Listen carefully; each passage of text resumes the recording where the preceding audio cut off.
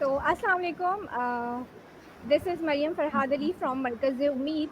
Today we have two guests, Dr. Sadaf Ahmed and Ms. Anusha Amir. Dr. Sadaf Ahmed is an assistant professor of physiology department at University of Karachi, and she's a PhD scholar with her expertise in psychophysiology and behavior neuroscience. She's also a CEO of an institute, Advanced Educational Institute and Research Center. And she is a well known trainer and educationist. साथ हमारे साथ हैं miss Anusha Aamir जो कि rehabilitation manager है मरकज़ उम्मीद में और एक साइकोलॉजिस्ट हैं। अस्सलाम वालेकुम डॉक्टर सदफ, कैसे हैं आप? Walaikum assalam, Mariam. You don't need to do such thorough introduction every time. I am but very I good. Like to do it. I'm fine. How are you Anusha? I'm doing good, Alhamdulillah. How about you? I am good. So आज का जो हमारा topic है वो है the spirit of service and young leaders. जो हमारा topic है वो रिवॉल्व करता है अराउंड यूथ के ऊपर, यंग लीडर्स के ऊपर। जब भी हम लोग यूथ का लफ्ज़ सुनते हैं या यंग लीडर्स का लफ्ज़ सुनते हैं तो ऑटोमेटिकली हमारे माइंड में एक बात आती है कि कोई एनर्जेटिक सा एक ग्रुप होगा जो कि पॉजिटिव चेंजेस लाना चाहता है अपनी फैमिली में या अपनी सोसाइटी में या तो अपनी कंट्री में। तो यूथ की जो डेवलपमेंट है वो कितनी ज़्यादा ज़रूरी है और हम लोग क्यों यूथ को जो है चेंज एजेंट्स भी कहते हैं, और साथ में हम लोग इस तरह से भी कह सकते हैं कि they are the backbone of a specific country. तो डॉक्टर सदफ, आपसे स्टार्ट करूंगी और मेरा सवाल ये होगा कि आपको लगता है कि यूथ की डेवलपमेंट में पाकिस्तान में कितना काम हो रहा है या कितना काम होना चाहिए? Mariam, thank you so much for putting this up and every aspect that you have mentioned. Youth के हवाले से मरियम, सबसे पहले तो बात यह है कि हमारी जो Pakistani population, we are like 63% youth. We have 63% youth. और जब यूथ की बात करते हैं पिछले 5-6 साल से ऑलमोस्ट अ डेकेड नाउ कि हम ये बातें कर रहे हैं कि सबसे ज़्यादा यूथ है, यूथ ये यंग एज ग्रुप है, इसकी डेवलपमेंट होनी चाहिए आगे जाके हमारी नेशन जो फ्यूचर है, या आप जैसे कह लें अगर ये 63% अभी यूथ है तो इतने ही परसेंटेज अडल्ट जो है वो ऑब्वियसली हमारे मुल्क में होने वाले हैं। तो ये सारे के सारे रिस्पॉन्सिबल होंगे for every aspect of country, चाहे उसमें आप फाइनेंशियल बात कर लें, इकोनॉमिक एस्पेक्ट से, सोशल एस्पेक्ट से, एजुकेशन एस्पेक्ट से। तो there are so many fronts जहाँ पे काम होना चाहिए और वो हो रहा भी है, लेकिन it is not enough. Because when I am talking about education, let's say education sector से आप लोगों का भी ताल्लुक है और मेरा ताल्लुक भी education sector से, तो मुझे लगता है कि कहीं ना कहीं फॉर्मल एजुकेशन पे हम फिर फोकस कर लेते हैं because we have developed universities for that and there are particular metropolitan cities, even जितने भी रूरल एरियाज हैं वहाँ से लोग सिटीज़ में पढ़ने आ रहे हैं, बहुत सारा काम इस हवाले से भी हो रहा है। लेकिन जब हम बात करते हैं डेवलपमेंट की या आपने ट्रेनिंग की बात की तो उसमें बहुत सारी चीज़ें आ जाती हैं, not particularly subject related education even. So जो लोग बिल्कुल एजुकेशन की तरफ नहीं है, जो कि हमारे यहाँ एक फुकदान है कि हमारे कितनी बड़ी पॉपुलेशन जो है वो स्कूल नहीं जाती, ठीक है। अब जब वो स्कूल नहीं जा रही, so they are not there for the colleges और universities, so there is a gap also. अब दो तरह की यूथ हो गई हमारे पास, एक वो जिसने बिल्कुल भी बेसिक एजुकेशन नहीं हासिल की है और एक वो जो बेसिक एजुकेशन के बाद हायर एजुकेशन की तरफ जा रही है। तो अब किन सेट्स ऑफ स्किल्स पे काम होना चाहिए? क्या उनकी एजुकेशन पे काम होना चाहिए जिनके पास बेसिक एजुकेशन नहीं है, या उनकी फर्दर स्किल डेवलपमेंट पे काम होना चाहिए जिनके पास कोई पर्टिकुलर ग्रेजुएट डिग्री एटलीस्ट या इंटरमीडिएट सर्टिफिकेट मौजूद है? तो इस सवाल के अपने कई पार्ट्स हैं कि हम यूथ को भी बहुत जनरलाइज कर देते हैं। हमारा मुल्क बहुत वास्टली रूरल और अर्बन एरियाज पे डिवाइडेड है और डिप्राइव्ड लोग, अब जैसे मैं और आप आज बात कर रहे हैं या अनुषा मौजूद हैं, so there are certain people who have access to this conversation as well. तो अगर मैं यूथ की बात करूं तो वही यूथ मुझे सुन रही है जिसकी हम स्किल डेवलपमेंट की बात कर सकते हैं, जिनके पास ये एक्सेस मौजूद है. Other than that, a larger portion of our population is from those areas जहाँ पे उनको basic necessities नहीं है या education में भी limitations हैं. तो different sets of मुझे लगता है development होनी चाहिए. Not only the particular thing, different sets of होनी चाहिए education.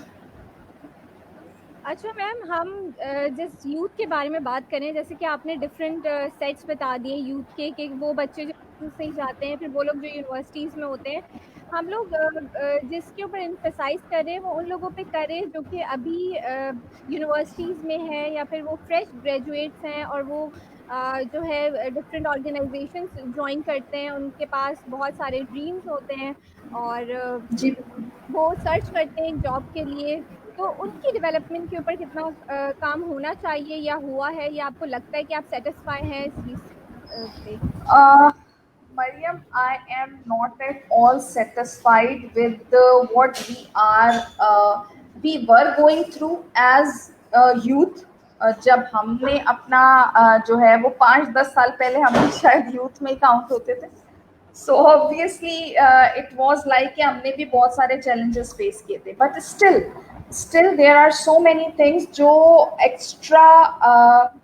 एक्स्ट्रा भी नहीं कहूँगी मैं. लोग उसको सॉफ्ट स्किल्स कहते हैं, लोग उसको ग्रूमिंग कहते हैं, लोग उसको प्रोफेशनल स्किल डेवलपमेंट कहते हैं, लेकिन मुझे लगता है कि वो बेसिक एजुकेशन और एथिक्स का पार्ट होनी चाहिए. और वो हमारे अंदर जब तक नहीं होंगी, हमारे बच्चों के अंदर, तो वो लैक कर रहे हैं. इससे बहुत सारे फैक्टर्स, क्योंकि मैं खुद एक मेंटल हेल्थ एक्टिविस्ट भी हूँ, तो मैं बहुत ज़्यादा फोकस करती हूँ इस बात पे. अगर आपने देखा हो और आप लोग खुद भी इस चीज़ में बहुत ज़्यादा इन्वॉल्व हैं कि किस तरह से हमारे यहाँ मेंटल हेल्थ इश्यूज बढ़ रहे हैं, या डीमोटिवेशंस उसका एक फैक्टर है. उसका फैक्टर जो है वो प्रोफेशनल लाइफ में डिसअपॉइंटमेंट्स हैं, एजुकेशनल लाइफ में डिसअपॉइंटमेंट्स हैं.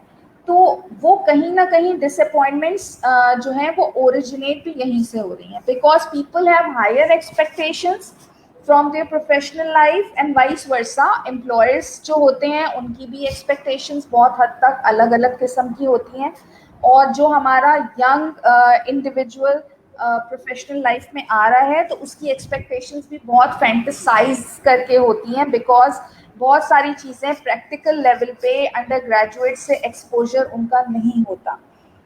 तो जब ये एक्सपोजर नहीं होता तो they are not used to of many things, and they don't know कि कहाँ पे एब्जॉर्ब करना है, कहाँ पे डिलीवर करना है. when we talk about the efforts and pain and sacrifices and determination and passion, तो ये वो सारी चीज़ें हैं जहाँ पे इमोशन रेगुलेशन की बहुत ज़रूरत है, पेशेंस की बहुत ज़रूरत है. तो वो चीज़ें मिसिंग होती हैं, और उसमें कसूर सबका ही है. एक तरीके से मैं कहूँ कि एक तो ग्रूमिंग नहीं होती बेसिक लेवल से, और बेसिक लेवल से जब ग्रूमिंग नहीं हो रही, तो जब प्रोफेशनल लाइफ में आप एंटर हो रहे हैं तो एम्प्लॉयर एक्सपेक्टेशंस डिफरेंट है, एंड जो डिलीवर किया जा रहा है वो बिल्कुल डिफरेंट है.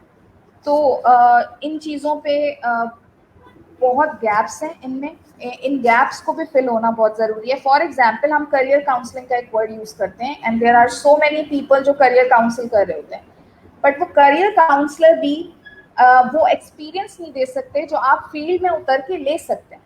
बट फील्ड में उतरने के लिए आपको किन क्वालिटीज़ की ज़रूरत है, इन क्वालिटीज़ पर बात करना बहुत ज़रूरी है कि कौन सी ऐसी क्वालिटीज़ हैं जो आप बेसिक एक्सपीरियंस हासिल कर सकेंगे. अब आप हैं या अनुषा है, अगर you were starting the career, तब आपके जहन में क्या था? You want to talk about this with the other people जो कि अब आ रहे हैं इस डोमेन में, या जैसे आप लोग मरकज़ उम्मीद से आपका एसोसिएशन है, सो ऑब्वियसली आप एक NGO के लिए काम करते हैं. I also run my non profit organisation. तो हमें अपने एक्सपीरियंसेस शेयर करने चाहिए केस सिनेरियोज के हिसाब से, बिकॉज देखिए इंटरनेशनल लेवल पे जो NGOs काम कर रही हैं या इंटरनेशनल लेवल पे जो ऑर्गेनाइजेशंस काम कर रही हैं, they develop their case studies, and they presented कि क्या गलतियां होती हैं या किस तरह से उनको जो है वो कवर अप करना चाहिए. लोगों की स्किल्स को, लोगों के एटीट्यूड को हम कैसे बेहतर कर सकते हैं. तो हमारी भी ये जिम्मेदारी है कि अगर हमारे पास केसेस मौजूद हैं, जैसे कि मोटिवेशंस के, डीमोटिवेशंस के, क्या फैक्टर्स हैं, क्या गलतियां हैं, क्या मोटिवेशंस हैं, तो हमें उन पर बात करनी चाहिए। मेरा ख्याल से इससे चीज़ें बेहतर होंगी। आई होप अच्छा, I have answered your question. नहीं, यू आंसर वेरी वेल। मेरा भी यही एक क्वेश्चन है जो मुझे आपसे यही करना था कि अक्सर जो है वो एजुकेशन सेक्टर के अंदर स्टूडेंट्स को या यूथ्स को इस तरीके से फैंटेसाइज किया जाता है, यानी बताया जाता है कि जो हमारे पास ऑफिसेज है उसके अंदर इस तरीके से ही चीज़ें होती हैं, यानी जो आपने स्टडी की है you have to apply those in the organisation. लेकिन उन्हें ये नहीं बताया जाता कि किस तरीके से एम्प्लॉयज के साथ काम करना है, किस तरीके से लीगल चीजों को देखते हुए काम करना है, किस तरीके से अगर आपके पास कोई ऑर्गेनाइजेशन के रूल्स हैं तो उसको फॉलो करना है। तो आप थोड़ा सा इस पे बताएं हमारे यूथ्स को कि किस तरीके से लीगल पॉइंट ऑफ व्यू में उनको चीजें जाननी जरूरी है और क्या प्रोफेशनल एटीट्यूड है जो उनको पता होना चाहिए before entering in any of the organisation. तो ये जानना देखिए बहुत जरूरी है यूथ्स के लिए। अनुषा, दो बातें हैं जो मैं यहाँ कहना चाहूँगी। First of all, that what is the basic criteria of selection of their working environment या working organization। क्या वो, आप क्या सोच के आ रहे हैं? पहली बात तो ये देखिए, बच्चे को जो अंडर ग्रेजुएट होता है, अगर वो किसी ऑर्गेनाइजेशन को इंटर्नशिप के लिए भी अप्रोच करता है while studying, while completing there degree, तो बहुत बड़े उसके जहन में ड्रीम्स होते हैं और वो उस बात को लेकर। अब मैं आपको छोटी सी एग्जांपल देती हूँ। There are so many undergraduates जो डिसअपॉइंट हुए जब इंटर्नशिप के लिए गए, बिकॉज ऑफ द फैक्टर के लोकेशन ऐसी है, ऑफिस वैसा नहीं था जैसा हमने सोचा था, और हमें वो रूट इतना दूर है जो हमें नहीं मिला। अच्छा, बच्चे ये भी सोच के जाते हैं कि हमारा वर्किंग एनवायरनमेंट, कुछ खास वर्किंग एनवायरनमेंट उनके जहन में होता है कि ऐसा होगा, हमें एयर कंडीशन में बैठ के काम करना पड़ेगा, या हमने इतनी मेहनत करके पढ़ा है। तो अच्छा, अब जैसे फॉर एग्जांपल मैं बायोलॉजिकल साइंसेस से हूँ, तो हमारे यहाँ बच्चे लैब्स में काम करने जाते हैं, तो दे ऑलवेज थॉट कि बस ये जो एक पिक्चर होती है जो कि लैब में इस तरह का काम होगा, आप लैब कोट पहन के खड़े होंगे और आपके हाथ में माइक्रो पाइपेट होगा और एवरीथिंग इज सो ग्लोरियस, लेकिन उसमें बहुत सारी और भी चीजें हैं जिस पे काम करना पड़ता है। तो सबसे पहली बात, जो सबसे पहले मेरी टिप है, empathy is non-negotiable at any point of time. You need to empathize with the organization and the people who are working from scratch there at the organization where you are going. ये मैं इसलिए बता रही हूँ, if you are going to prove yourself. देखिए Anusha, on the other side of the table I am a CEO of organization, and what I see in the CV, or what I see in the person when they walk in for the interview is their experience, or if they don't have any experience, their potential to communicate and their potential to serve, और हम इस चीज को देखकर ही hirings करते हैं। But for the long run you are responsible for your own self. तो आप जितना भी अच्छा अपने आप को मार्केट आउट कर लें, if you are if you want to stay there for long, you have to prove yourself with your skills and with your attitude। और उसके लिए मैं ये जरूर कहूंगी कि देखें, बेसिक लिंक बनाना, ह्यूमन लिंक बनाना बहुत जरूरी है।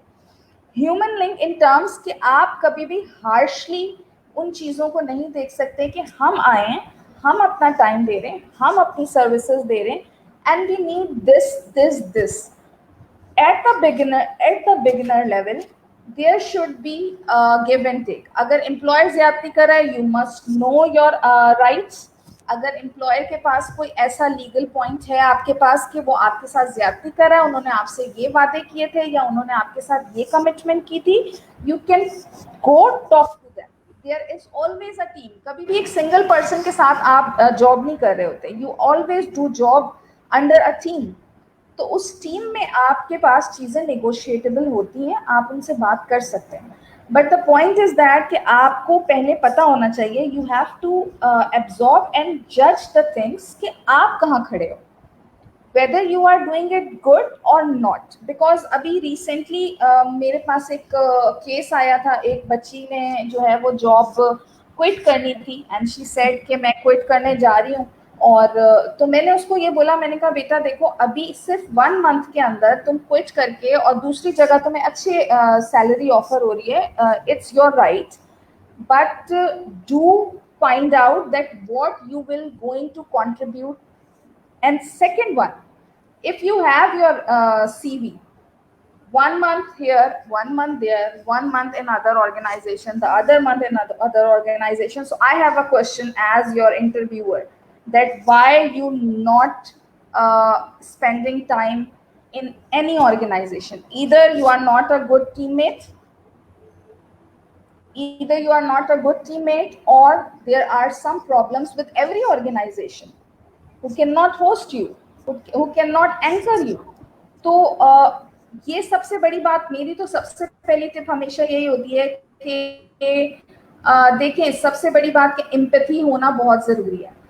दूसरी बात, जब आप स्टार्ट कर रहे हैं करियर को, don't shift for an easy life. अगर आपने अभी इजी लाइफ ढूंढी तो आपकी ग्रूमिंग और आपकी जो चैलेंजेस हैं जिनको फेस करके आपको ग्रूम और पॉलिश होना है, वो रुक जाएगा।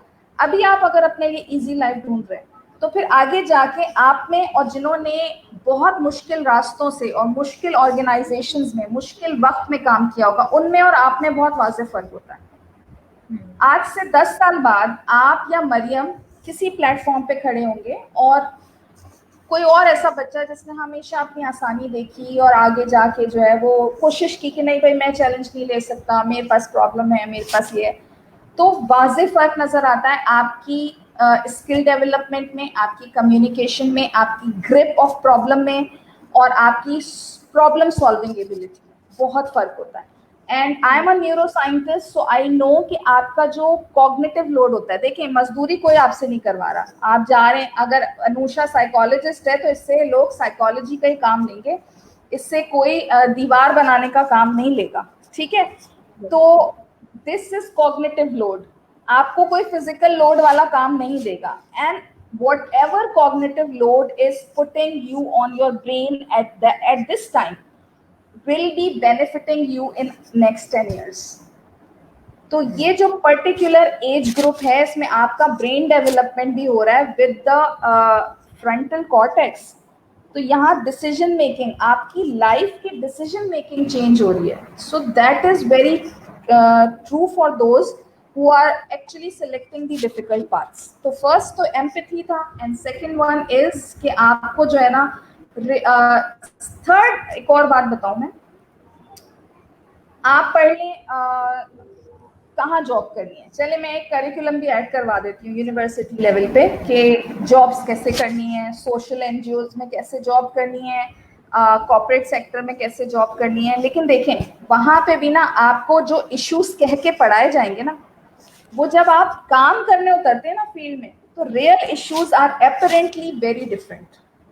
फॉर एग्जाम्पल, मैं आपको एक मेडिकल हेल्थ एनजीओ का करिकुलम पढ़ा देती हूँ और मैं आपको बता देती हूँ कि ऐसे पेशेंट्स आएंगे और ऐसे हम जाते हैं पेशेंट्स तक, यहाँ पे हम कैंप्स लगाते हैं और काम करते हैं। पर अगर मैं आपको खुद लेके जाऊँ अनुषा, और मैंने आपको लेके गई, मिट्टी लेके गई, या मैं आपको खैरपुर लेके गई, वहां पे हमने कैंप लगाया, वहां गर्मी की हालत में, वहां लोगों को आपने कैसे डील करना है, कैसे आपने कम्युनिकेट करना है, कैसे आपने लोगों को इंटरटेन करना है, ह्यूमनली उनके साथ इंटरेक्ट करना है, और कैसे आपने अपने आप को कंपोज्ड रखना है with all the flooding emotions as well, with all the challenges as well.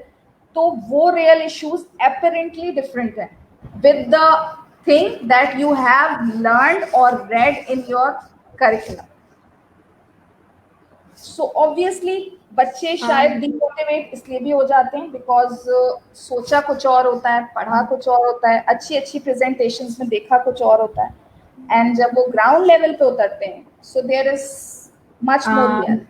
Ma'am मुझे आपसे एक और क्वेश्चन ये करना था कि जैसे कि ऑन द जॉब ट्रेनिंग्स का कहा जाता है, तो फ्रेश ग्रेजुएट्स को डायरेक्टली जॉब पे लेना हमें चाहिए, या फिर हमें ऑन द जॉब ट्रेनिंग, यानी इनिशियली हमें उनकी प्रॉपर ट्रेनिंग्स और वो करते हुए उसके बाद उनको हमें जॉब पे रखना चाहिए, यानी आप क्या सजेस्ट करना चाहेंगी इसमें?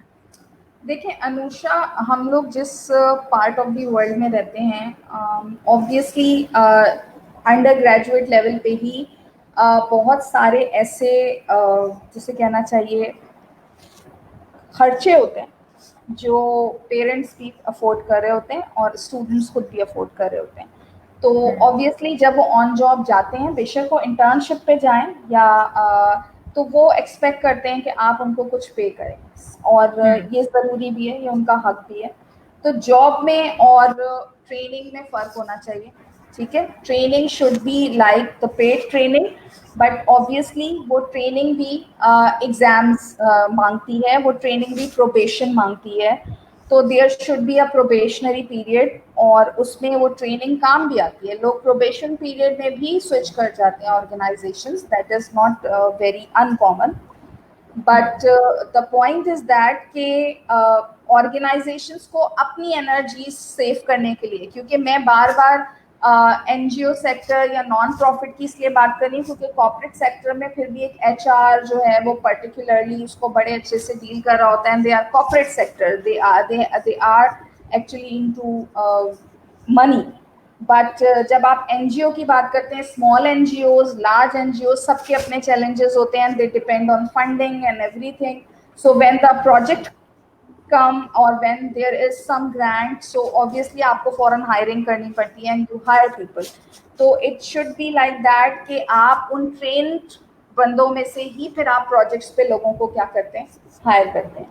So that is the particular thing कि ट्रेनिंग में आपको पता चल जाता है कि आप किस तरीके से लोगों से केमिस्ट्री, फॉर एग्जाम्पल मैं अपनी बात बताऊं कि एज अ सुपरवाइजर भी या एज अ लीड इन्वेस्टिगेटर भी, हमें जब कोई रिसर्च प्रोजेक्ट के लिए सिलेक्शन करना होता है तो वी गो फॉर पीपल जिनके साथ हमने काम किया और हमारी कोई केमिस्ट्री है, एंड वी नो कि they can deal with the things.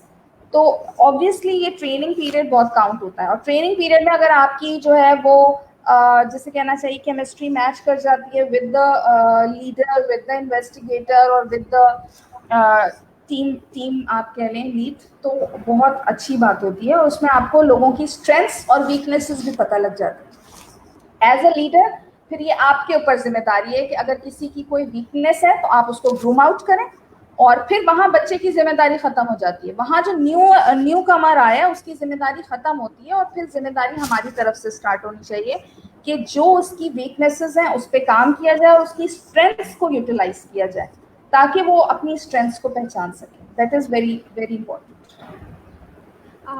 Ma'am मेरे पास एक सवाल ये था सोशल मीडिया के हवाले से, बिकॉज सोशल मीडिया का जो एक्सेस है ना वो अब सबके पास होता है। तो एक फ्रेश ग्रेजुएट होता है या वो इंसान जैसे रिसेंटली कोई जॉब ज्वाइन की होती है लाइक आफ्टर मच स्ट्रगल, और उसको एक सोशल कॉज के लिए काम भी करना होता है। तो बिकॉज हम लोग, क्योंकि हम लोग इंसान हैं और हम लोग एक सोशल कॉज के लिए काम कर रहे हैं, और जो है ज़रूरी नहीं है कि हमें बहुत ज़्यादा लेविश माहौल मिले, ज़रूरी नहीं है कि हमारी हर इंसान से जो है वहाँ पे जाके दोस्ती हो जाए।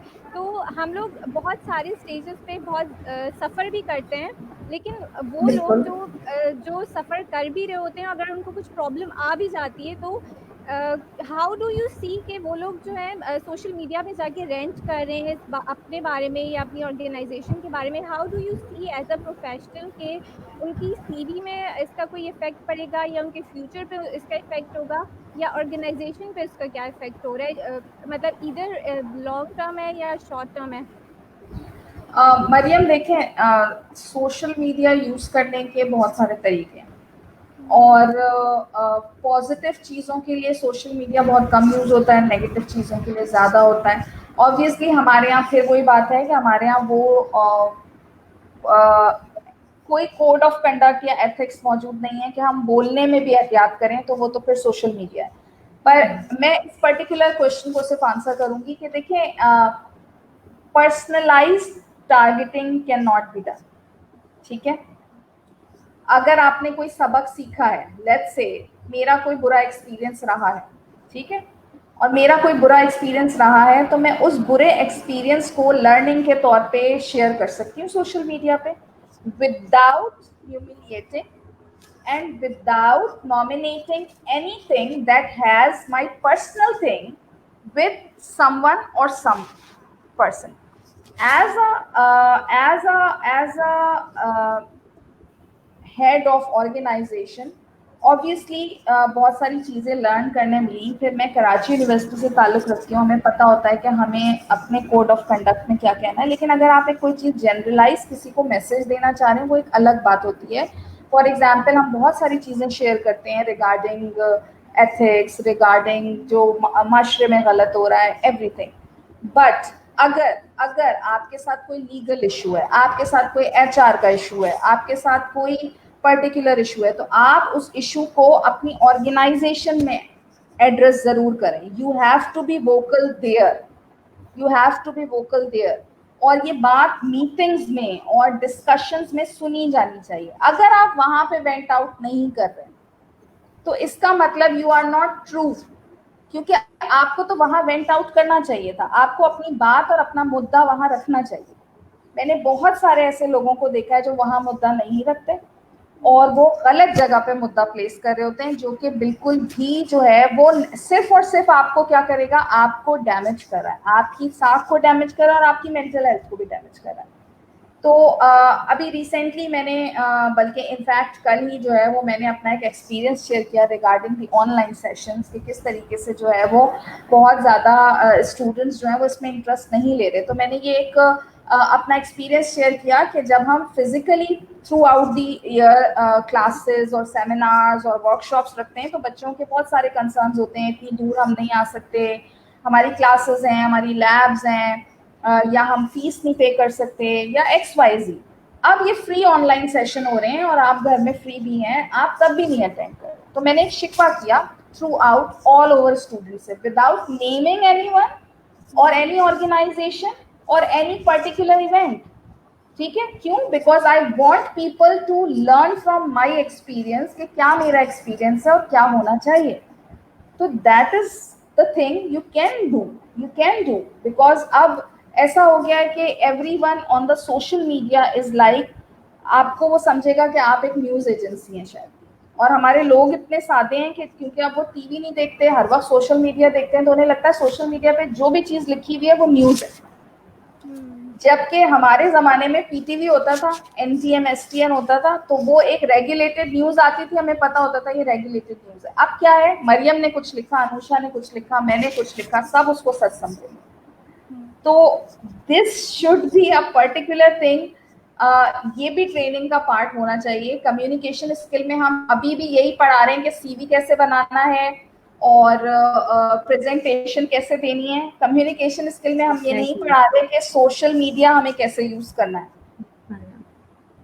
ये हमें बताना बहुत जरूरी है। ये चीज़ हमें कितना नेगेटिवली अफेक्ट करती है। शायद वो करंटली अगर आपने कोई रेंट किया है फेसबुक पे या किसी भी सोशल मीडिया की साइट पे, तो शायद हमें लग रहा हो कि हम लोग बहुत एम्पावर्ड फील कर रहे हैं लोगों को कुछ बता के, या फिर हम लोग किसी को भी जो है कहते हैं ना कि हम लोग उससे सवाल कर सकते हैं या उसे कठघरे में ले सकते हैं अपने तौर पे। और कितना नेगेटिवली इफेक्ट करता है ये एज अ पर्सनालिटी उस बंदे को भी जो ये कर रहा है और उसके फ्यूचर को। मरियम, वक्त के हिसाब से लीडर्स को, एम्प्लॉयर्स को, हेड ऑफ द इंस्टीट्यूट्स को, हेड ऑफ द ऑर्गेनाइजेशंस को ये भी एक चैलेंज अपनी ग्रूमिंग में लाना पड़ा है। अभी तक तो हम यूथ की बात कर रहे थे ना, लेट्स सी मैं अपनी ग्रूमिंग की बात करती हूँ। तो पिछले 10 सालों में मैंने अपने एक्सपीरियंस से लर्न किया कि हमें एक नई किस्म के चैलेंज का भी सामना है कि 10 साल पहले के जो लीडर्स थे या जो हेड्स थे, उनके पास ये चैलेंज नहीं था कि कोई कहीं भी कुछ भी लिख देगा और कोई कहीं भी कुछ भी बोल देगा और आप उसकी एक्सप्लेनेशंस देते रह जाएंगे, जबकि आपकी वो इंटेंशन नहीं होगी या नहीं थी।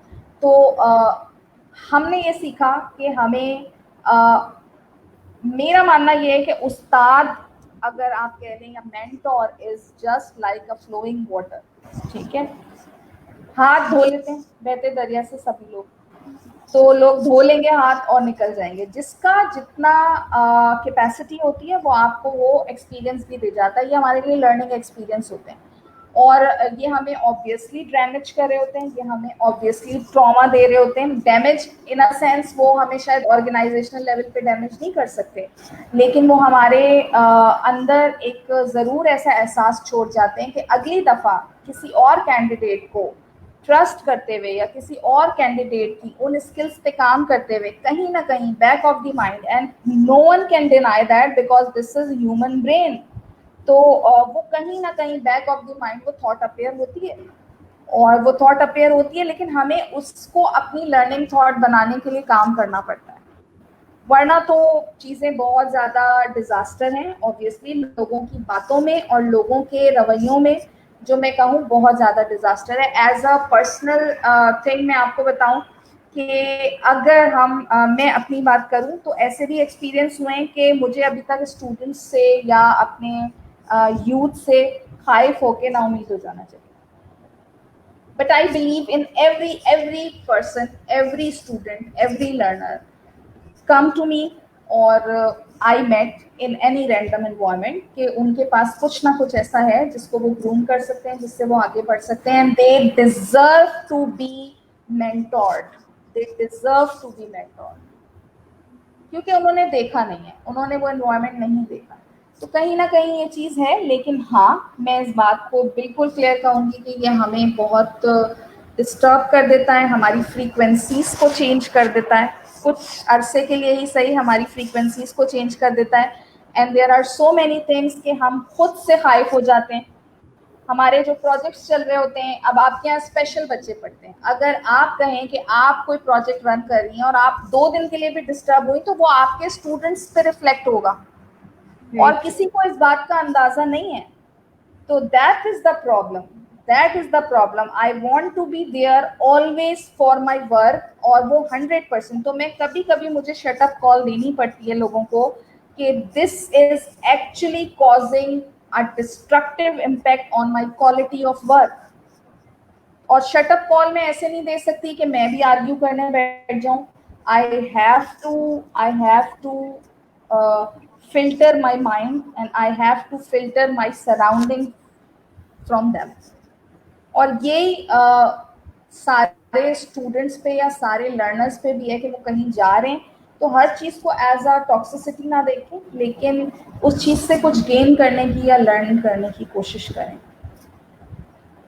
अच्छा मैम, मेरा एक क्वेश्चन है, वो ये है कि लेट्स सपोज कि एक यूथ है जो कि एक केस अगर अगर हम बनाते हैं, तो अगर लेट्स सपोज किसी एक यूथ को वो एक सोशल सेक्टर में काम कर रहा है एज अ सोशल वर्कर, और उसको पता है कि वो एक एनजीओ का पार्ट है और उसको कोई प्रॉब्लम फेस होती है, लेट्स सपोज चाहे वो कोई भी रिलेटेड प्रॉब्लम हो सकती है, तो ऐसे क्या स्टेप्स है कि उसे वो बात भी नहीं कर रहा उस बारे में क्लियर कट, और ड्यू टू सम रीजंस उसको क्या स्टेप्स है जो फॉलो करने चाहिए कि किस तरीके से वो अपनी बात डिलीवर विदाउट बीइंग, मतलब उसे इमोशनली स्टेबल भी रहना है, अपने पर्सनैलिटी डिफरेंसेस को भी जो है वो उस पर असरअंदाज नहीं करना है, और अपने नेगेटिव जो उसके थॉट्स बन चुके हैं उसको भी अपने जहन में रखना है, पॉजिटिव एस्पेक्ट्स को भी और एम्पैथी को भी। तो उसको रखते हुए जहन में वो क्या क्या ऐसे स्टेप्स ले जिससे वो उसको बहुत प्रोफेशनली डील कर सकता है उस प्रॉब्लम को। अनुषा, मुझे लगता है कि प्रोफेशनल लाइफ का पहला सबक ये है कि you have to be very very particular in your thoughts. और अगर आप किसी वजह से इमोशनली थॉट्स को लेके डिस्टर्ब भी हैं, लेट्स से मैं एक ऑर्गेनाइजेशन में काम कर रही हूँ पिछले 7-8 महीने से, और मैं एक यूथ भी हूँ, मैं अपने इमोशनल ब्रेन से सोचती हूँ, मैं अटैचमेंट भी मेरी हो गई, मेरी एक्सपेक्टेशन भी थी, और अब मुझे ये हमने भी अपनी यंग लाइफ में फेस किया। तो मैंने तो बहुत लेटर्स लिखे हैं, लेटर लिखिए, बात कीजिए जाके अपने सुपरवाइजर से, अपने हेड से शिकवा कीजिए जाके। और अगर आपको लगता है कि वो आप शिकवा करेंगे और वो कहीं डिसॉल्व हो जाएगा, तो लेटर लिखिए, उस लेटर को सीसी भी कीजिए, एचआर को भी दीजिए, हेड ऑफ द डिपार्टमेंट को भी दीजिए, हेड ऑफ इंस्टीट्यूट को भी भेजिए। वो एक ऑफिशियल चीज़ होगी कि आपको ये कंप्लेन है। लेट्स सी, अगर आपको कोई कंप्लेन हो रही है कि आपको जो है वो वर्कलोड लग रहा है कि आपका ज़्यादा है और दूसरे का कम है, आप उसको लिखिए कि भाई मुझे ये बात बोली गई थी, मेरा इतना वर्कलोड है, बट इस जगह एविडेंस के साथ इस जगह मुझे लगता है कि मेरे साथ ज्यादती हो रही है, so please look into that. और आप उस चीज को लेकर आइए ऑफिशियली, आपको ऑफिशियली या लीगली कोई मना नहीं कर रहा, आप एक पर्चा लीजिए, उठाइए। बचपन में स्कूल में हमें क्या लिखना सिखाया जाता था, एप्लीकेशंस और लेटर्स ही लिखने सिखाए जाते थे, तो वो फेसबुक पे लिखने के लिए नहीं होते थे, वो इन्हीं कामों के लिए होते थे। So the point is that कि वो लिखिए, क्या होगा, जवाब नहीं आएगा, ये होगा, आप दोबारा लेटर लिखिए, एक जगह से नहीं आएगा दूसरी जगह से जरूर आएगा, वरना दूसरी जगह से पहली जगह बोल दिया जाएगा कि भाई इसको देखिए। अच्छा, आप लेटर नहीं लिख सकते, आप ऑफिशियल ईमेल तो कर सकते हैं ना, that is also an evidence. आजकल तो ईमेल का दौर है ना, आप सीसी भी कीजिए और आप ईमेल लिखिए, आप अपनी कंप्लेन को रजिस्टर तो करें। अगर मीटिंग्स होती हैं, वीकली मीटिंग्स हैं, मंथली मीटिंग्स हैं, तो आप उसमें कंप्लेन रजिस्टर कीजिए। there is always an agenda for staff meetings and for group meetings, and there is always things that have been discussed always। मेरे अपने पूरे करियर में मुझे बहुत सारी दफा ऐसा भी बोला जाता है कि हाँ भाई ये तो बहुत कंप्लेन करती है, लेकिन मैं वो कंप्लेन सामने करती हूँ, सबके सामने, कि दिस इज माय कंप्लेन। तो ये कंप्लेन करना अच्छी बात है, बजाय इसके कि आप उसको जो है अदर वे राउंड लेके जाएं। मैम मेरा एक सवाल ये भी था दैट प्रोफेशनल एटीट्यूड को डिस्प्ले करना जो कितना ज़रूरी है, एक वो आपकी रिलेशनशिप्स पे, जो आपकी वर्क रिलेशनशिप्स हैं उसके ऊपर क्या इफेक्ट होता है उसका, या उसका फ्यूचर पे क्या इफेक्ट होता है, और सक्सेस जो है उसके ऊपर क्या इफेक्ट होता है। मतलब कि अगर आप प्रोफेशनल एटीट्यूड जो कि हमारी सोसाइटी में मेरे ख्याल से इतना हम लोग प्रोफेशनली ग्रूम नहीं होते हैं कि हम लोग एक प्रोफेशनल एटीट्यूड लिखें, जैसे कि आपने कहा कि लेटर लिखें, ईमेल लिखें, बजाय इसके कि आप सोशल मीडिया पे रेंट कर रहे हो। इसी तरीके से जैसे डिसिप्लिन होता है, एक इंसान एक टाइम पे पहुंचना होता है, या तो इतनी ज़्यादा छुट्टियां नहीं करनी होती है, और अगर कर भी लेते हैं तो लाइक पैथेटिक से जो है वो रीजंस आ रहे होते हैं, या फिर इस तरीके की जो मरियम मरियम ये बहुत अच्छा सवाल है, इसका मैं इस तरह जवाब दूंगी। Let's say back 16 years back when I joined Karachi University as a teaching assistant, जब हमने फ्रेशली मास्टर्स किया था and we got selected as teaching assistant, तो हम उन्हीं बच्चों के उस्ताद बन गए थे जो हमसे एक साल जूनियर थे। ठीक है, तो हम भी बहुत छोटे से थे और हम कोई वहाँ पे परमानेंट एम्प्लॉय नहीं थे। ठीक है, जैसे कि हम एक कॉन्ट्रैक्ट बेस्ड एम्प्लॉय थे, हमारी सैलरी भी बहुत छोटी सी होती थी, जिसमें घर वाले हमारा मजाक भी उड़ाते थे कि हाँ भाई, अच्छा भाई, तो ये तो रिक्शे में ही निकल जाएंगे और ये तो यूँ हो जाएगा। But I still remember that were the best times, I got training for everything। ठीक है, सबसे पहले पहुंचने वाली मैं होती थी, मुझे पता होता था कि अगर मेरी 8:30 बजे क्लास है तो 8 बजे मुझे वहां पहुंचना है। ठीक है, अगर मेरे कल ये काम है तो मुझे उसको एक हफ्ते पहले तैयारी करनी है। अगर 2 बजे ऑफ हो रहा है तो I was there since till 6 preparations के लिए। Even I was the one जो के 1 मई लेबर डे को भी हम यूनिवर्सिटी में तैयारियां कर रहे होते थे। अगर हमारा कोई इवेंट है या हमारी कोई इसमें हमें बोला नहीं जाता था हर बार कि आप ये करें, आप ये करें, लेकिन कुछ हम ऐसे भी लोग थे जो हम करते थे, हम खड़े होते थे। और आप यकीन करें वो ट्रेनिंग ही काम आ रही है, जिसकी वजह से I am always doing anything, और जिनको मैं इनिशिएटिव, हमारे वो उस्ताद जो वहाँ मौजूद थे, हमारे जो उस्ताद थे जो हमसे एक्सपेक्ट करते थे और हम कोशिश करते थे कि हम बेस्ट वे में डिलीवर करें। उसकी वजह क्या थी, हम उन उस्तादों के, वो एक प्राइवेट ऑर्गेनाइजेशन नहीं है, हम उन उस्तादों के एम्प्लॉय नहीं थे, वो खुद भी हमारे कोलीग्स थे, लेकिन जिस तरह का वो एक्सपेक्टेशन रखते थे हम उसको डिलीवर करने की बेस्ट कोशिश करते थे। यही वो दौर है, और मैंने ये देखा है, मुझे इस बात से कोई वो नहीं है। आप एनजीओ सेक्टर में जब मैंने काम करना शुरू किया और अपने ऑर्गेनाइजेशन रन करनी शुरू की, तो हम कभी भी जो है वो 8 बजे सुबह ओपन होने वाले जाहिर है काम नहीं होते हमारे, हम ज़्यादातर 10-11 बजे ओपन करते हैं। पर ऑब्वियसली मैंने ये देखा कि बच्चों के अंदर वो पोटेंशियल जो है वो होता भी है काम करने का, तो वो इजी वे जो है वो कोशिश करते हैं। हम कोशिश करते हैं उनको हर वक्त ना आना पड़े, ज़्यादातर जब वो ट्रैवल कर रहे हैं, फील्ड पे हैं, तो उनको फैसिलिटेट किया जाए, लेकिन स्टिल सीरियसनेस की कमी है। और उसकी वजह शायद ये होती है कि दे हैवंट सीन थिंग्स, और मे बी इसकी वजह से लॉन्ग रन में वही टीम मेंबर्स जो हैं वो बेनिफिशरी रहे चीज़ों के, जिन्होंने अपने आप को प्रूव किया।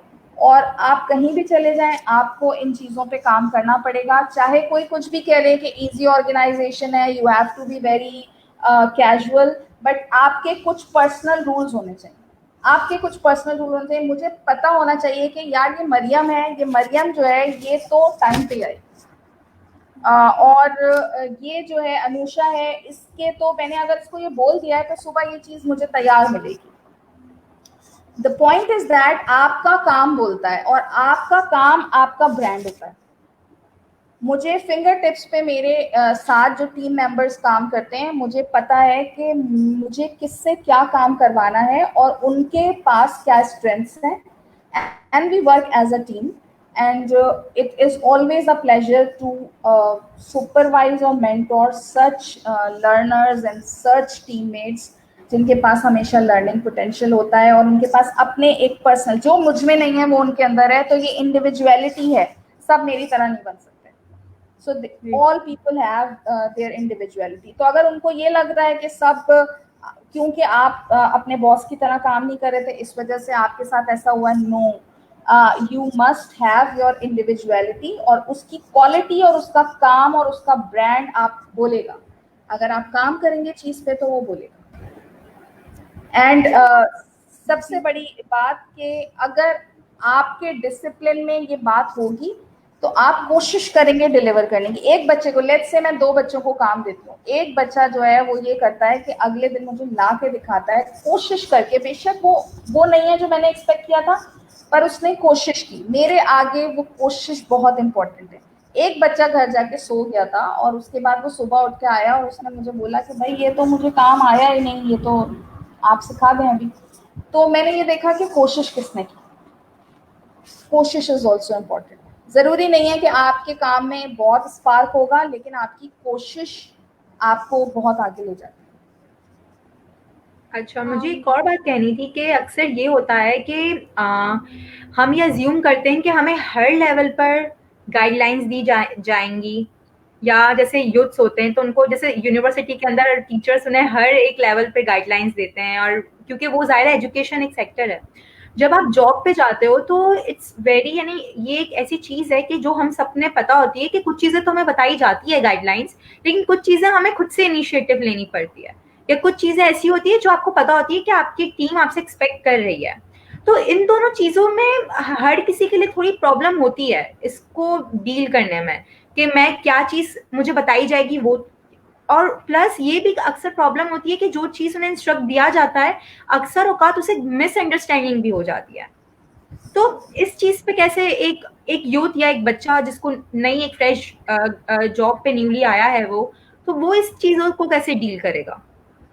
अच्छा, अनुषा बहुत अच्छा सवाल किया। इसकी एक एग्जांपल मैं देती हूँ। मेरे कुछ स्टूडेंट्स, और स्पेसिफिकली कराची यूनिवर्सिटी में लड़कियों की तादाद ज़्यादा है, तो जॉब्स पे जब वो गई एकेडमिक सेक्टर में या फार्मास्यूटिकल सेक्टर में, दे क्विट जॉब, और बहुत जल्दी उन्होंने क्विट कर दी जॉब। और मैं उनको बहुत समझाती थी, फ़ोन मुझे करती थी, मिस हमें बहुत मुश्किल लग रहा है। और क्यों मुश्किल लग रहा है? क्योंकि आप वहाँ नहीं हैं। उनका जवाब होता था क्योंकि आप वहाँ नहीं हैं। अब उस्ताद जो है ना वो यूनिवर्सिटी में रह गया, बॉस जो है ना, मैं हर जगह आपकी बॉस नहीं हो सकती, तो आपको अपना मिजाज बदलना पड़ेगा। ठीक है। दूसरा, नए नए ज़माने के बॉसेस को भी अपना मिजाज बदलना पड़ेगा। ये अब हम रिसर्च से साबित हो रहा है कि जो बॉसेस हैं नए, उनको मेंटोर प्लस बॉस वाली सिचुएशन अब है। ठीक है। You can not just go for the demand of work unless you can not guide them और set an example for them. ठीक है। बहुत सारी चीज़ें आपकी एक्सपर्टीज नहीं होंगी, that's why you are, for example मेरे पास अगर एक बच्चा ऐसे सॉफ्टवेयर्स पे काम कर रहा है जो मुझे नहीं आते, तो ऑब्वियसली मैं उसको गाइड नहीं कर सकती उस चीज़ में, लेकिन मैं उसको मोटिवेट ज़रूर कर सकती हूँ। मैं उसके साथ बैठ के उसकी प्रॉब्लम्स को सुन ज़रूर सकती हूँ।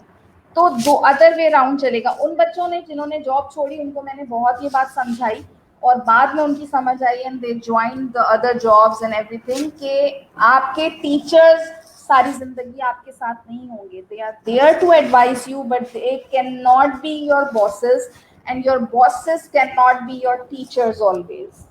इट्स एन आइडियल कॉम्बिनेशन जहाँ पे आपको बॉस के अंदर जो है वो मेंटोर भी मिल जाता है, but it is an ideal situation, not the case. तो ये बहुत ज़रूरी है अपने आप को भी समझाना कि आप किस तरीके से जो है वो कर सकते हैं। बॉस अगर आपके पास मौजूद है तो ठीक है, लेकिन अगर बॉस आपके पास मौजूद है और उसका मिजाज आपके उस्ताद जैसा नहीं है और उसके पास बहुत सारा ऐसा वर्क है जो कि करना चाहता है, वो आपके साथ आपसे मिल के काम करना चाहता है और उसके पास खुद भी वो टाइम स्लॉट नहीं है, इसीलिए उसने आपको हायर किया है कि आप ये काम करें और आप उसके साथ आइडियाज पूल करें। सो गो फॉर द इनिशिएटिव्स। बहुत बड़ी दुनिया है, आप अपनी लर्निंग स्किल्स को इम्प्रूव करें। अगर आपको लगता है कि आप एक जगह जॉब कर रहे हैं और आपके पास एक लगा बंधा रूटीन है, तो आप उसमें अपना थॉट प्रोसेस को स्टिमुलेट नहीं कर पा रहे, तो आपके पास कोई भी पाबंदी नहीं है। गो फॉर द थिंग्स।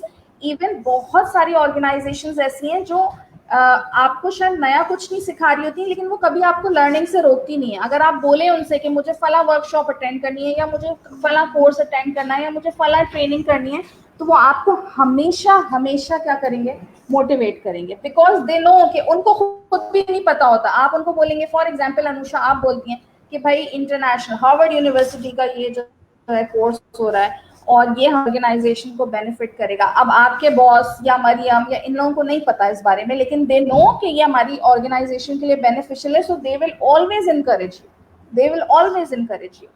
तो इनिशिएटिव लेने से पाबंदी नहीं है, लोग डरना नहीं चाहिए।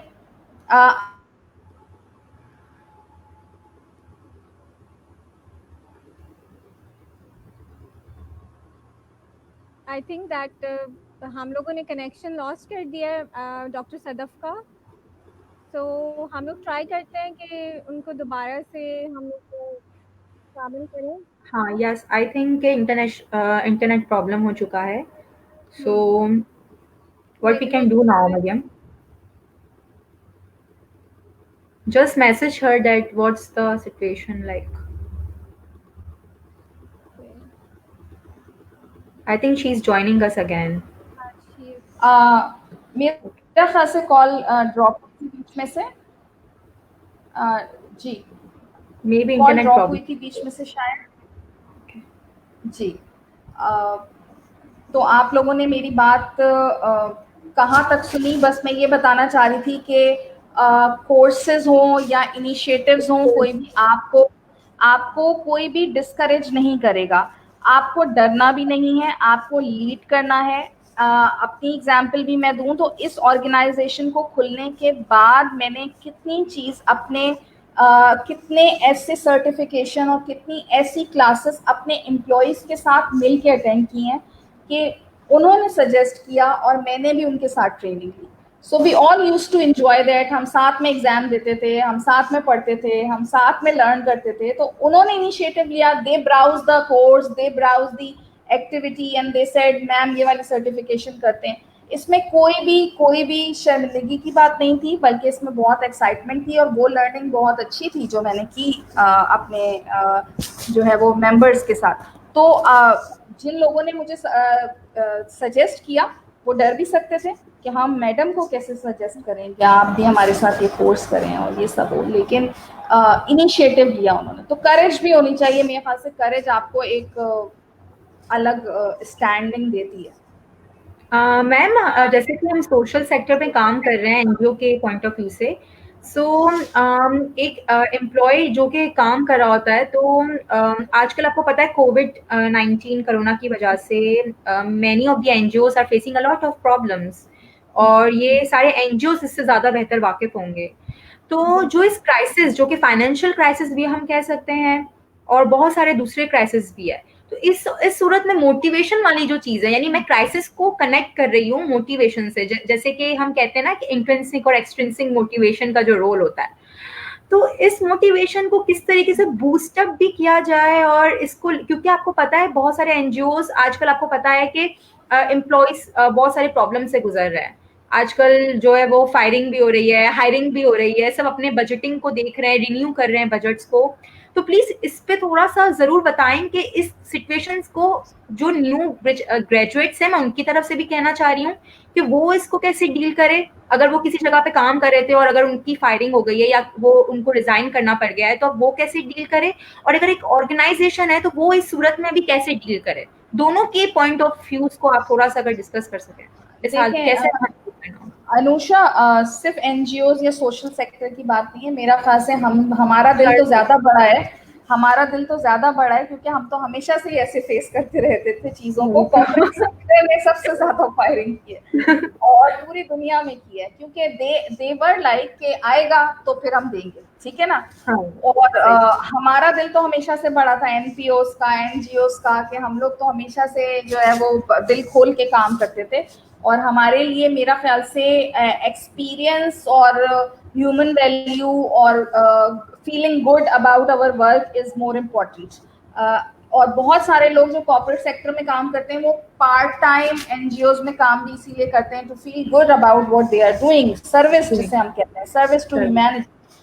तो मेरी तो इनकरेजमेंट हमेशा यही होती है, बल्कि मैं डांट भी देती हूँ कभी कभी बच्चों को उस बिहाफ पे कि अगर आप कोई सोशल सर्विस कर रहे हैं तो ऑब्वियसली आपको किन बेनिफिट्स को देखना है, वो एक अलग वैल्यूएबल एक्सपीरियंस को देखना है, आपने उस नेटवर्किंग को देखना है जो आप कर रहे हैं, आपने उन चैलेंजेस को देखना है, आपने उस फ्लेक्सिबल वर्कलोड को देखना है जो एनजीओज आपको प्रोवाइड कर रहे हैं, वो platform to feel good about what you are doing, and obviously gain hands-on training. There is also a room for growth to develop your skills and everything. So these are the motivations. और ये तो अभी global pandemic ने इस situation को और उजागर कर दिया, जो मैं आप दोनों से उस दिन भी बात कर रही थी कि ये तो बहुत ही बड़ी ब्लेसिंग है कि अगर हमारे पास मकसद हयात है, तो अगर आप किसी एनजीओ के साथ काम कर रहे हैं, अगर आप किसी एनजीओ के साथ काम कर रहे हैं, या आपका अपना कोई सोशल कॉज है, या आपका अपना कोई, मैं हमेशा मोटिवेशन में और जब भी मैं पॉजिटिव एटीट्यूड की लेक्चर्स देती हूँ अपने, तो उसमें मैं ये सवाल ज़रूर पूछती हूँ कि मुझे आप अपनी जॉब्स नहीं बताइए, हाउ मच यू अर्न, आप मुझे ये नहीं बताइए, आप मुझे ये बताइए what you are living for, what you are living for. Don't tell me your education, your job, what you are living for and what you are doing other than what you get paid for. तो ये सबसे बड़ी बात है कि अब जब हम कमरों में बैठ गए हैं, बंद हो गए हैं, तो हमें पता होना चाहिए कि हम इसके अलावा क्या कर रहे थे। अगर कल को हमारी जॉब्स भी नहीं रहती, कल को हमारे पास कुछ भी नहीं रहता, तो अब क्या है लाइफ में। और अगर हमारे ये आपस के इंटरनेट कनेक्शंस भी बंद हो जाएं, तो उसके बाद आपके पास क्या है करने को, to feel good about life, of your origin, of your existence. So that are the motivations, that should be the motivation. और मेरे ख्याल से हमें हमेशा से बचपन से जब हमने स्कूल ज्वाइन किए थे, या हमने पहला उस्ताद कह के किसी को देखा था, तो हमने शायद स्टार्ट यहीं से लिया था, लेकिन फिर हम करिकुलम में और चीज़ों में इतना इंडल्ज हो गए कि हम भूल गए कि हमें कम्युनिटी सर्विस भी करनी थी, या हमें किसी के साथ कुछ छोटा सा, जैसे हम छोटे से बच्चे को एक बिस्किट शेयर करना सिखाते हैं और हम कहते हैं शेयरिंग इज केयरिंग, तो वहाँ से हमारी एजुकेशन स्टार्ट हुई थी। तो ये मोटिवेशन है फर्स्ट ऑफ ऑल। और ऑर्गेनाइजेशंस की motivation, obviously it is a tough time, and regarding our service, our work, it is a tough time. चीज़ें बहुत कम हो गई हैं, ज़्यादा काम के बजाय हम कम काम करने लगे हैं। जो चीज़ें हमें ऑन ग्राउंड्स करनी थी वो भी कम हो गई हैं। हम बहुत सारी जगह काम करना चाहते भी हैं, तो हम वहाँ तक नहीं पहुँच पा रहे हैं और नहीं कर पा रहे हैं। इन टर्म्स ऑफ फंडिंग और ग्रांट्स भी चीज़ें जो हैं वो बहुत ज़्यादा क्या हुई हैं, रिस्ट्रेंट्स आए हैं। तो दोनों तरफ से ये समझने की ज़रूरत है कि हम कैसे लोगों को मोटिवेटेड रखें with combination of both. Obviously अगर आप अफोर्ड कर सकते हैं दैट इज गुड, अफोर्ड नहीं कर सकते तो we are very much obliged as organisation if someone is doing the volunteer work, so we are very much obliged.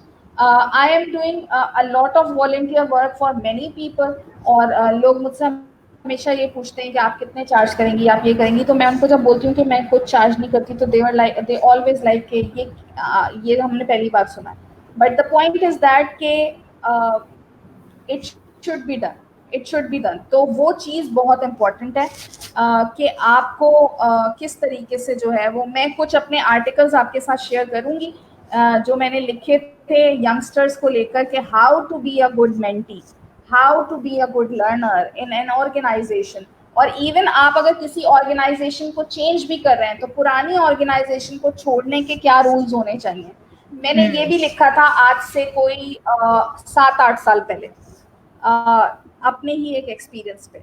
तो ये भी आपको पता, देखें होता क्या है, मैं आपको बताऊं, आपका जो फर्स्ट बॉस होता है ना, या आपका जो फर्स्ट एम्प्लॉयर होता है, वो कहीं ना कहीं राउंड द टेबल्स आपको मिलेगा, और मुझे ऐसा लगता है कि वो आपको बहुत कुछ सिखा रहा होता है। तो आपको चीज बहुत जरूरी है कि आप उसके साथ वो कनेक्शन बिल्डअप करें। आपको जाना है,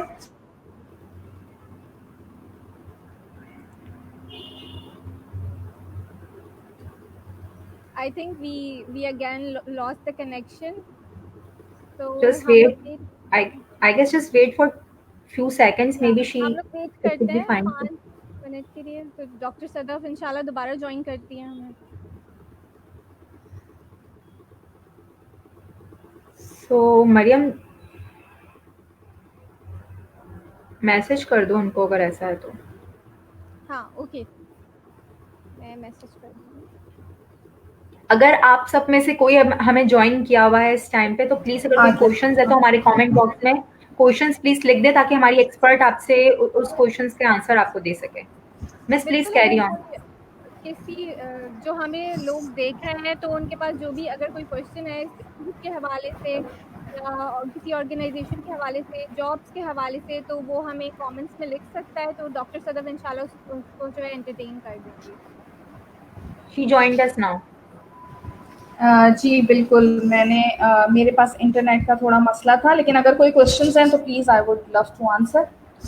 यार अब तक तो फिलहाल हमारे पास कोई क्वेश्चन नहीं है, लेकिन आप प्लीज जरूर बताएं कि अगर कोई छोड़ रहा है तो उसके बाद का बिहेवियर क्या होना चाहिए एक एम्प्लॉय का। देखिए मैं कहती हूँ कि गुड नोट्स पे होना चाहिए। गुड नोट्स पे होगा तो आपके पास एक प्रोफेशनल आपकी अपनी भी एक एथिक्स बिल्डिंग हो रही होती है। Ethical conducts are very much necessary. आपको जाना है तो आप ज़रूर ये कोशिश करें कि आप सच बोलें। देखिए हमारा जो कुदरती तौर पे ब्रेन है ना, वो सच पे ही सेट है, तो जितना हम नेचुरल रखेंगे ना सिस्टम को उतना अच्छा रहेगा। आपको जाना है, आप नेचुरल उस पे जाइए। आप बहुत जैसे कहना चाहिए क्लियर कट बताइए कि आपको क्या चीज़ यहाँ नहीं मिल रही थी, आप किस चीज़ के लिए ऑप्ट कर रहे हैं। You will always get an advice. और अगर कोई टास्क है उनको कंप्लीट करके जाइए। अचानक से गायब हो जाना, कॉल्स नहीं उठाना, उसके बाद ईमेल्स को ड्रॉप कर देना, चाबियां लेकर गायब हो जाना, there are so many scenarios जो मुझे रिपोर्ट मिलती है कि ये हो रहे हैं, ये हो रहे हैं। तो उससे उससे होता क्या है, उससे ये होता है कि देखिए एनजीओ सेक्टर में बहुत ज़्यादा होता है ये, क्योंकि हम लोग फैमिली की तरह और टीम की तरह काम कर रहे होते हैं, आप लोगों को अंदाजा है, तो कैजुअली लिया जाता है। लेकिन कॉर्पोरेट सेक्टर हो, एनजीओ सेक्टर हो, स्कूल्स में पढ़ा रहे हो, हमेशा आपको इस बात का ध्यान रखना है कि आपकी तरफ से हर चीज़ प्रोफेशनल होनी चाहिए। आप 1 मंथ पहले नोटिस दे दीजिए कि भाई मुझे जो है वो अब जाना है। इवन मेरे बहुत सारे स्टूडेंट्स ऐसे हैं जो हॉस्पिटल्स में काम करते हैं, उनको पता है कि अच्छा अब हमें जाना है तो हमारी जगह प्रॉब्लम हो जाएगी इन लोगों को, तो वो 1 महीने पहले से लोगों को ट्रेन कर देते हैं और वो बताते हैं कि भाई हम अपनी जगह, आप हमारी जगह किसी को हायर कर लीजिए। तो ऐसा बहुत होता है, ऐसा बहुत होता है, आप करें। हमारे पास बहुत सारे एम्प्लॉयज़ हैं जो पहले से नोटिस दिया उन्होंने, और हमने जो है वो फिर उनकी जगह उनके टास्क को शिफ्ट किया और फिर उनका और जो नए आने वाले लोग थे उनका आपस में मीटिंग करवाई ताकि चीजें क्लियर रहें, और बाद में भी हमारा उनसे कोऑर्डिनेशन रहा, so that we must know कि where we stand and there were some projects that they were managing. तो ऑब्वियसली आपको उन चीज़ों में आसानी रहती है। तो जब भी कोई इस तरह की सिनेरियो होता है देयर शुड बी अंडरस्टैंडिंग। अच्छा, दूसरी बात ये हमारे एंड पे भी ये बात अंडरस्टैंडेबल होनी चाहिए कि भाई वो जा रहे हैं, अच्छा भाई वो जा रहे हैं तो उनको क्या क्या चीज़ें रिक्वायर्ड हैं। If they are asking for some letter, experience letter, उनको बना के दे देना चाहिए। बहुत सारे कॉर्पोरेट सेक्टर में मुझे कंप्लेंट्स ये आती हैं कि भाई हमने छोड़ा था तो उन्होंने हमें अभी तक एक्सपीरियंस लेटर नहीं दिया, उन्होंने हमारी सैलरी रोक ली, या ये सब हो गया। तो उसके लिए भी आपको पहले से जब आप छोड़ रहे हैं तो उससे पहले से आपको प्रिपेयर होना चाहिए। और मैंने जैसे पहली दफ़ा कहा था कि लेटर लिखना और लिखना सीखिए, ऑफिशियली लिखना सीखिए। Don't go for the other ways. Ma'am क्या रेजिग्नेशन के बाद भी कुछ रूल्स होने चाहिए, क्योंकि there is a term bad mouthing, जो कि काफ़ी लोग मेरे ख्याल से ऑर्गेनाइजेशन जब वो छोड़ देते हैं या छोड़ने वाले होते हैं तो हम लोग कई बातें सुनते हैं उनके मुंह से, कुछ ऑर्गेनाइजेशंस के बारे में या अपने बॉस के बारे में या अपने फेलो जो टीम मेंबर्स होते हैं उनके बारे में या सिस्टम के बारे में। तो कुछ जब वो लोग रिज़ाइन देने वाले होते हैं या दे रहे होते हैं या उसके बाद जो है इसके बाद भी कुछ रूल्स होने चाहिए टू फॉलो।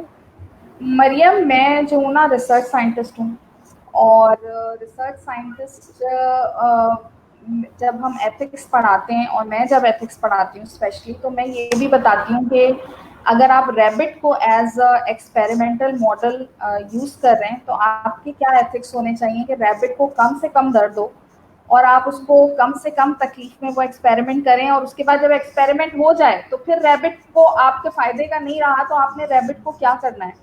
ये भी एथिक्स है, ठीक है। इसमें कोई भी नहीं है, सिर्फ रैबिट है और आप हैं। रैबिट किसी को नहीं बताएगा आपने उसके साथ क्या किया, ठीक है। तो मेरे पास ये भी सवाल आता है क्लास में कि जब किसी को नहीं पता चलेगा तो हम तो कुछ भी कर सकते हैं। तो देखिए, एथिक्स इज अबाउट योर ज़मीर एंड अबाउट योर पर्सनल और जैसे कि preference, how you are going to be as a human. हम इसको कंट्रोल नहीं कर सकते। What anyone is from inside, they are going to reflect that.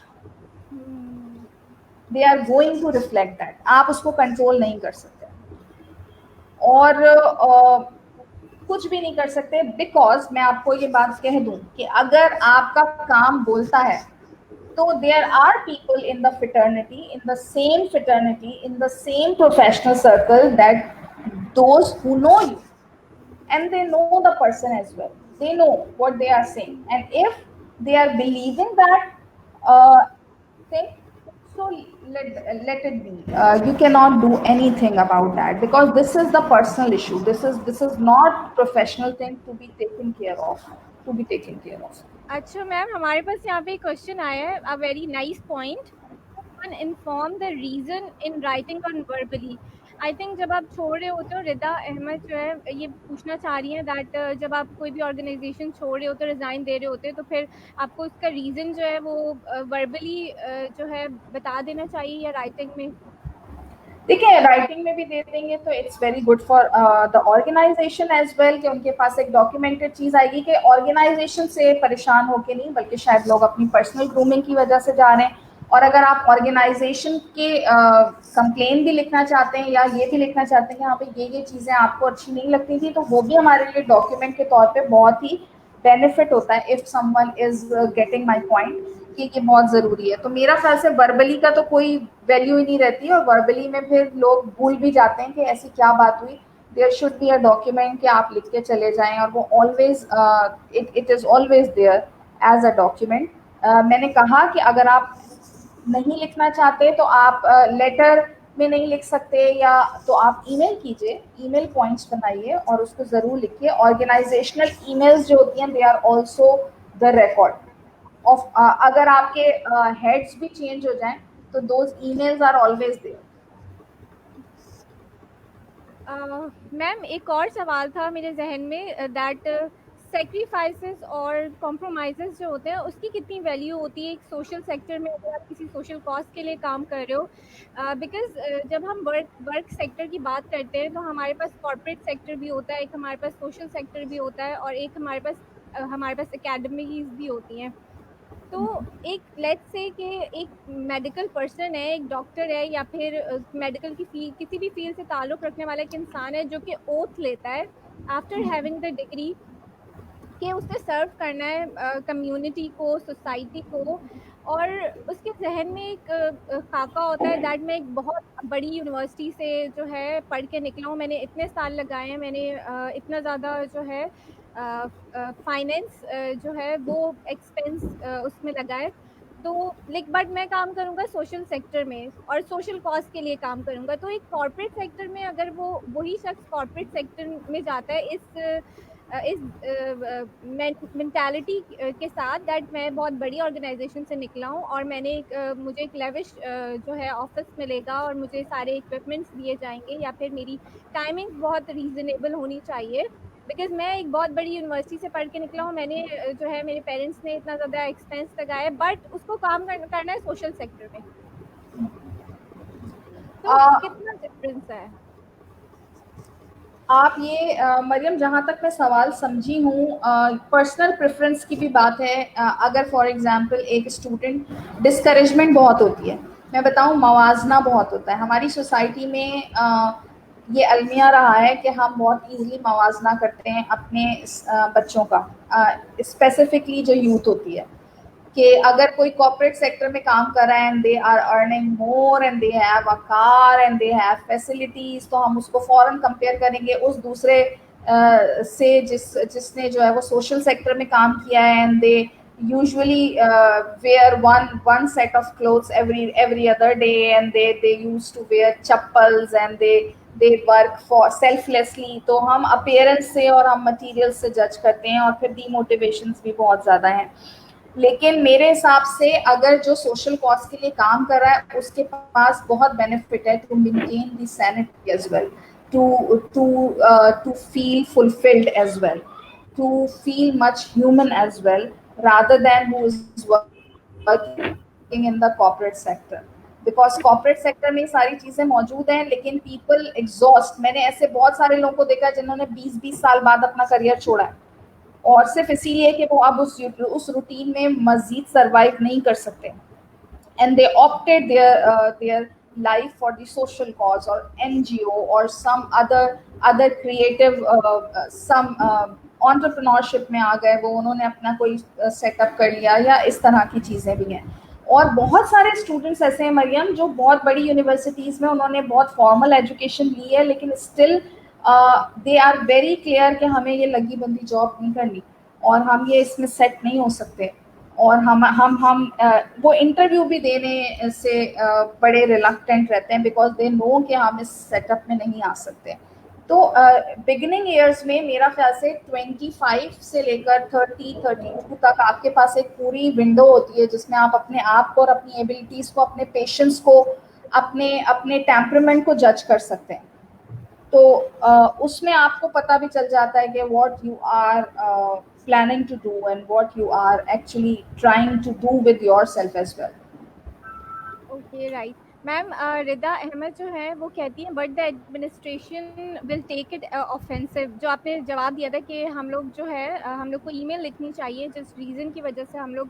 तो आप अगर जॉब छोड़ें, लेट्स से आप जॉब छोड़ें, तो what you are going to lose, what you are going to lose if you are going to lose the leaving the job, so what you are going to lose। पहली बात। दूसरी बात ये कि मैं बार बार ये कहूँगी, शायद ये मेरा पर्सनल एटीट्यूड भी है कि बोलने से नहीं घबराना चाहिए। बोलना ज़रूर चाहिए, बजाय इसके कि गलत जगह पे बोला जाए, सही जगह पे बोल दिया जाए तो ज़्यादा बेहतर है, क्योंकि गलत जगह पे भी वो मिसयूज ही होगा और वो उन तक पहुँचेगा, और सही जगह पे शायद वो फिर भी उन बात सुन लिया जाए। एक और क्वेश्चन आया आपके लिए, that if Rabbit won't explain the weakness or unethical practices that made him in pain, then people will never understand। I think one must decently update about the real experiences. Yeah, that's the thing. I think this is not the question. I think this is Yeah, the comment. This is the comment. yes, it is the comment about कि हमें जो जिस भी reason के मुझे मेरी जो ज़ाती राय है इस चीज़ के अंदर वो ये है कि आप ये डिपेंड करता है कि चाहे आप कोई भी बात कर रहे हैं इस दुनिया में, लेकिन अगर आपकी कम्युनिकेशन स्किल्स जो है वो बहुत प्रॉपर होगी and if you know that कि आपने किस तरीके से कम्युनिकेट करना है और किन वर्ड्स का इस्तेमाल करते हुए कम्युनिकेट करना है जिससे सामने वाला बंदा ऑफेंड भी ना हो और आपकी बात भी उस तक पहुंच जाए, तो ये वाली चीज आई थिंक आनी चाहिए एक इंसान को अगर अपनी बात इत्तेफाक करती हूँ अनुषा, एक हद तक इत्तेफाक करती हूँ, लेकिन रिदा ने जो कमेंट किया वो भी बात सही है कि आप किसी को ऑफेंड होने से रोक नहीं सकते, रोक नहीं सकते हैं। हाँ बिल्कुल, लेकिन बात वहीं आ जाती है कि हमें कुछ स्टैंडर्ड्स फॉलो करने पड़ेंगे कि हाँ भाई ये स्टैंडर्ड है। अगर हमें कहीं पे काम करने के लिए हम गए थे 1 दिन के लिए भी या 2 दिन के लिए भी, तो ऑब्वियसली हम प्रोफेशनल लाइफ में एंटर हो गए, और जब हम प्रोफेशनल लाइफ में एंटर हो गए so we need to know that where we should make our voice, हमें वो बात कैसे, कहाँ, किसको बोलनी है और कहाँ तक पहुँचानी है। Other than that it is of no use and it cannot be done in a very undecent manner, जिसकी वजह से फिर आपको आगे प्रॉब्लम्स फेस करनी पड़े मजीद। और मैं कहती हूँ प्रॉब्लम्स के अलावा भी आपकी अपनी एक से होनी चाहिए, आपका अपना एक स्टैंड होना चाहिए, आपकी अपनी एक पर्सनैलिटी होनी चाहिए, that people will remember you with your attitude, not the thing that happened to you. People never get the insight of the event that happened to you, but people will always remember what you are.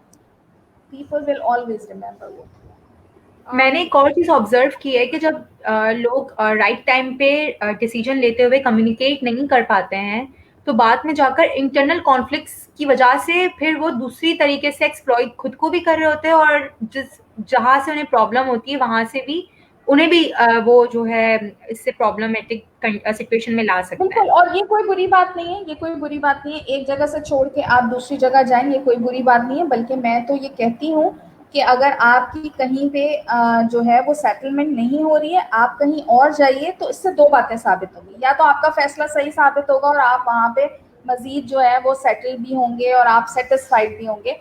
Secondly, आप वो पुरानी जगह को miss करेंगे। दूसरा point भी है कि आपको अपना डिसीजन जो है वो फिर याद आएगा कि नहीं ये गलत था या ये मुझसे गलतियां हुई थी, और आप लर्न करेंगे। तो दोनों केसेस में कोई डाउट नहीं रखना चाहिए। If you are not comfortable at one place, you can go the other place. I am talking about the way of leaving things behind you and the way of feeling yourself more raged और more negative और मोर guilty as well. कि अगर बहुत सारे बच्चे ऐसा होता है कि वो सोचते हैं हाँ ये हमारी फर्स्ट ऑर्गेनाइजेशन थी, ये हमारे बहुत अच्छे मेंटोर थे, अब हम इनको कैसे छोड़ें, हम कैसे आगे बढ़ें। Talk to them.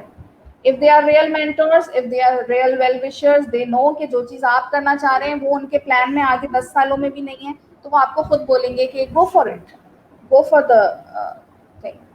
It is like that. हमारे पास एक और कमेंट है रिदा अहमद का। मैम अगर आपको शो हो रहा है तो। जी बिल्कुल बिल्कुल मुझे शो हो रहा है। Rita is asking about the salary. If employer is not giving salary, then one has to spread this word. देखें, स्प्रेड दिस वर्ड तो बात की बात आती है जब पहले आपका पर्सनल प्रॉब्लम। बहुत सारे लोग सिर्फ स्प्रेड वर्ड इसलिए कर रहे होते हैं क्योंकि उन्हें लगता है इससे उनका प्रॉब्लम सॉल्व हो जाएगा। वो कोई चैरिटी नहीं कर रहे होते, वो कोई सोशल एक्टिविटी नहीं कर रहे होते कि दूसरे लोगों को उससे बचा लेंगे या कुछ करेंगे, ऐसा नहीं है। क्योंकि बहुत सारे लोगों को जो है वो अलग एक्सपीरियंस होता है विद द सेम एम्प्लॉयर और आपका एक्सपीरियंस अलग होता है, ठीक है। तो ये बात जरूर सोचने की है कि आज जो लोग आपकी बात से बेनिफिट हो रहे हैं वो कल आपको आपकी बात को नहीं भी मान सकते, चैलेंज भी कर सकते हैं, क्वेश्चन भी कर सकते हैं। तो अगर आपको ऐसा लग रहा है कि आपकी बात आगे पहुंचाएंगे तो उससे लोगों का बेनिफिट होगा और आपका भी मसला सॉल्व हो जाएगा, तो ऐसा नहीं होगा। Because no one is going to be in your shoes. If you want your problems to get solved, then try to be there. जैसे अभी रिसेंटली मैंने एक वीडियो देखा था, एक जो है वो आर्टिस्ट हैं, उन्होंने बना के डाला है अगेंस्ट सम ऑर्गेनाइजेशन कि उनकी पेमेंट्स नहीं हुई 1 साल बाद भी, और they are group of people, मतलब वो पूरा क्रू है ड्रामे का जिसको पेमेंट नहीं हुई है, और फिर दे आर लाइक, लेकिन वो भी उन्होंने 3 दफा नोटिस दिया, और नोटिस देने के बाद जो है वो जब वो नहीं हुआ legal notice, then they have notify the organization कि अब हम ये स्टेप लेने जा रहे हैं, we are going to the public and everything. तो ये भी जब उनके पास अब एविडेंस मौजूद है कि हमने इस क्वार्टर में 1 साल में हमने कितनी बार अप्रोच किया, हमने किस तरीके से फ़ोन कॉल्स की, हमने किस तरीके से ईमेल्स की, हमने किस तरीके से मीटिंग्स की, and still we don't get the reply, और ये कॉन्ट्रैक्ट है, फिर उसके हाथ में कॉन्ट्रैक्ट भी था। तो आपके पास सारी चीज़ें ऑन द लीगल एंड भी होनी चाहिए कि क्या मिसहैप्स हैं और where you are on right, ये बहुत इंपॉर्टेंट है।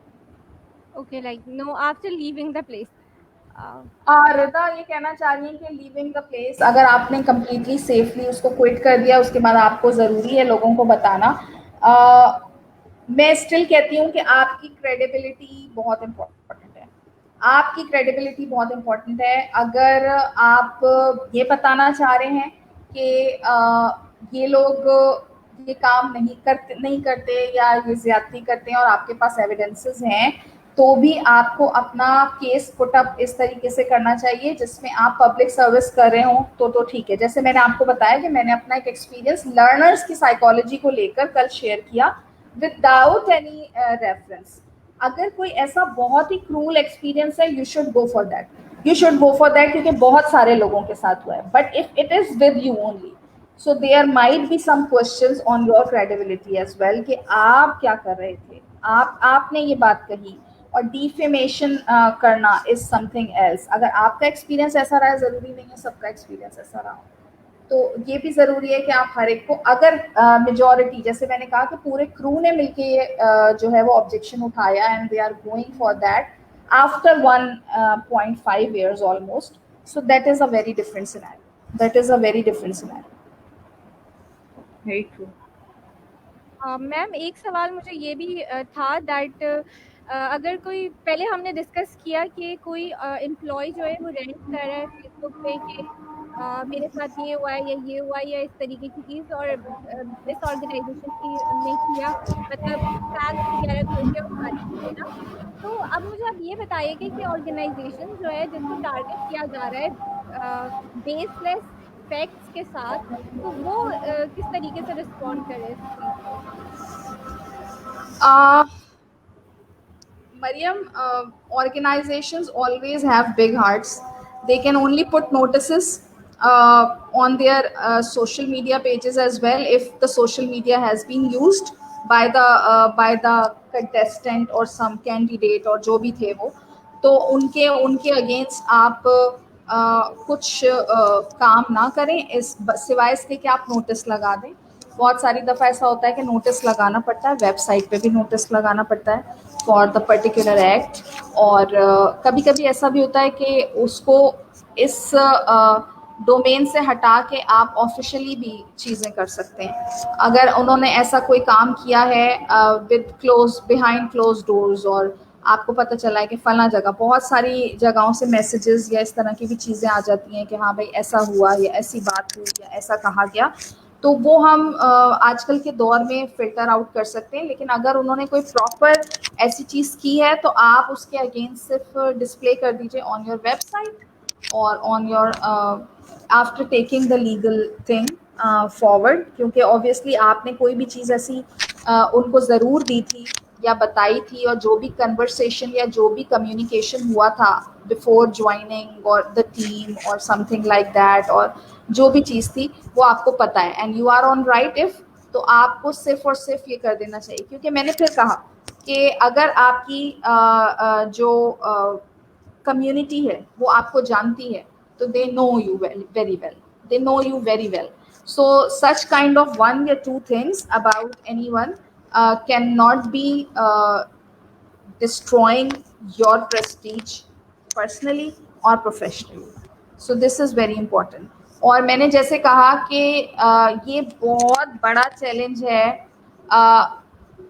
इस दौर के टीचर्स और इस दौर के बॉसेस जो है ना वो सबसे ज़्यादा मुश्किल में रहते हैं, और उसकी वजह ये है कि हमने उस जनरेशन को पढ़ाया है और उस जनरेशन को हेड किया है जो इस इरा में अभी अनएजुकेटेड थी कि कैसे यूज़ करना है सोशल मीडिया को, कैसे पढ़ना है चीज़ों को, कैसे यूज़ करना है अपनी इंफॉर्मेशन को, कैसे अपनी इंफॉर्मेशन को टैकल करना है। वक्त के साथ साथ जब चीज़ें और यूज टू हो जाएंगे सब तो आसान हो जाएगा, क्योंकि अब जो टीचर्स और बॉसेस आ रहे हैं वो हमसे भी जूनियर है, तो वो खुद भी इसी दौर से आ रहे हैं, तो उनके लिए ये आसानी है। हमारे लिए ये चैलेंजेस थे और हमें इनके साथ लर्न करना पड़ा है। तो इनको ऑब्वियसली जो कर रहा है ये काम उसको भी नहीं पता कि वो किस मीडियम को यूज़ कर रहा है, कैसे कर रहा है, उनकी भी ग्रूमिंग हो रही है। और फिर अगेन उनके एज ग्रुप में और हमारे एज ग्रुप में ये फ़र्क है कि उनके एज ग्रुप में अभी इमोशनल ब्रेन बहुत ज़्यादा स्ट्रॉन्ग है, and they are very much into the emotional part, जिसमें एंगर भी है, जिसमें एक्साइटमेंट भी है, जिसमें everything is there. Okay ma'am, thank you so much. आज की हमारी कॉन्वर्सेशन जो है वो 1 घंटा 20 मिनट से भी ज़्यादा की हो गई है, बिकॉज हम लोग भी अनुषा और मैं भी बहुत ज़्यादा इंजॉय कर रहे थे, और हमेशा जो है आपसे बात करते हुए बहुत अच्छा फील भी होता है, आपको सुनते हुए भी बहुत ज़्यादा एक नॉलेज भी मिलती है, गाइडेंस भी मिलती है। It is a blessing to have you as a friend of Markaz Umeed. Thank you. Thank you so much ma'am. Thank you so much. Thank you. और बहुत अमेजिंग लाइफ एग्जांपल्स के साथ प्रैक्टिकली जो है ना हमने बात की है, जो कि आई गेस केस स्टडीज को भी हमने डिस्कस किया, जो कि हर कोई रिलेट कर सकेगा, एंड हमारे क्वेश्चंस बहुत ज्यादा प्रैक्टिकली एड्रेस कर रहे थे चीजों को, तो आई थिंक बहुत अच्छा है। मेरा बस एंड में यही मैसेज है कि don't lose your heart when you are working in the social sector, because there are disappointments, but we need people who always keep their this upper levels very sane to work for the greater cause, because there are things that are pulling us back, और बहुत सारी चीज़ें होती हैं, but जो जिनके लिए हम काम कर रहे हैं उनको शायद हमारी ज़्यादा ज़रूरत है डिसाइड दीज इश्यूज। तो आप लोग बहुत अच्छा काम कर रहे हो अवेयरनेस के हवाले से भी, तो मुझे लगता है कि हम ऐसे सेशंस और ऐसी चीज़ें करते रहें। अगर एक भी किसी को हमारी बात समझ में आ जाती है तो that will be very good. We have done our work. Okay, thank you so much. Thank you so much ma'am. अल्लाह हाफिज़। अल्लाह हाफिज़।